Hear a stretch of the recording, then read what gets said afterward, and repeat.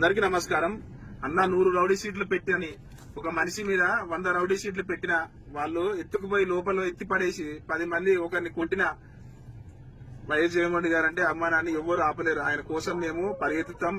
మా గుండె తప్పిస్తుంది. ఆయన ప్రజానాయకుడు, ఆయన ప్రజలకి మంచి చేసినటువంటి దేవుడు. ప్రతి అమ్మకు, ప్రతి అవ్వకు, ప్రతి చెల్లెకి, ప్రతి తాతకు, ప్రతి దానికి సంక్షేమ పథకాన్ని అందించినటువంటి ఏకైక నాయకుడు రాజశేఖర రెడ్డి తర్వాత ఎవరైనా ఉన్నారంటే అది ఒక జగన్మోహన్ రెడ్డి గారే. అటువంటి వ్యక్తిని ప్రజల్లోకి రానియకుండా, ప్రజా సంక్షేమంలోకి రానియకుండా, ఈయనను ప్రజల్లోకి పోతే మాకు ఎన్ని ఇబ్బందులు కలుగుతాయి అని చెప్పేసి జగన్ అన్నని ప్రజాక్షేత్రంలోకి రానియకుండా ఈ పోలీస్ వ్యవస్థ పెట్టుకుని 200 మంది రావాలి, 500 మంది రావాలి, 50 మంది రావాలి. 50 మంది వస్తే ఏం చెప్పుకుంటారు? ప్రతి ఒక్కరు సమస్య చెప్పుకునేందుకే కదా, రైతుల కోసమే కదా. ఈ రోజు మామిడి కాయల కోసము వస్తున్నారు కదా రైతులు. తన సమస్యను చెప్పుకునేందుకు కదా రైతు వచ్చేది. ఆ రైతును ఇట్లా బంగారుపాలెం అవతల నుంచి, చిత్తూరు కాట నుంచి పోలీసులు ఆపేస్తున్నారు.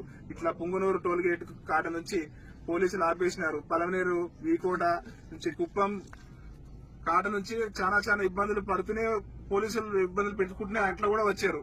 ఎందుకు మీకు అంత భయము? జగన్మోహన్ రెడ్డి గారంటే, జగన్మోహన్ రెడ్డి గారు బయలుదేరుతారంటే మీకు ఎందుకు అంత భయము?